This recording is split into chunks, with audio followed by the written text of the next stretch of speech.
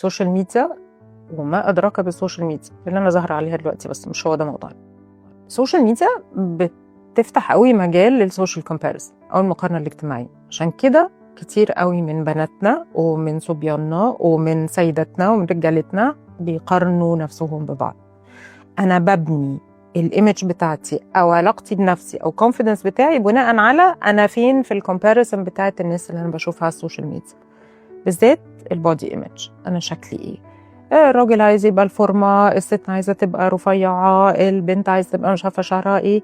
حتى الاكزامبلز ان مثلا بتلاقوا بناتنا ايه اللي بياخدوا السيلفيز، تاخد 92 سيلفي عشان لا مش عاجبني اصل مناخيري هنا، اصل سنتي هنا، اصل بقي هنا، اصل مش عارف ايه وبتاع. فببتدي اشك في نفسي جدا جدا. لا انا مش هخرج النهارده لان انا امبارح اكلت ساندوتش زياده فانا تخنانه كيلو، فانا مش هخرج النهارده. فانا بطلت اشوف نفسي على حقيقتي، انا بطلت اشوف أنا بتحسن مع نفسي في إيه، أنا بشتغل على نفسي في إيه. أنا دايماً شايفة نفسي في مقارنة مع حد تاني.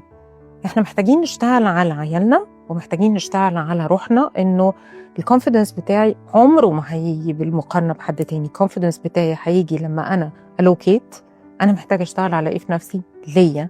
دي حاجة لما أنا أبص لنفسي بعد 6 شهور أقول إيه ده، برافو عليا إن أنا وصلت الحتة دي. This is what I need to work on. ودي الحاجة اللي إحنا محتاجين نشتغل عليها في بيوتنا عشان نسبورت our families.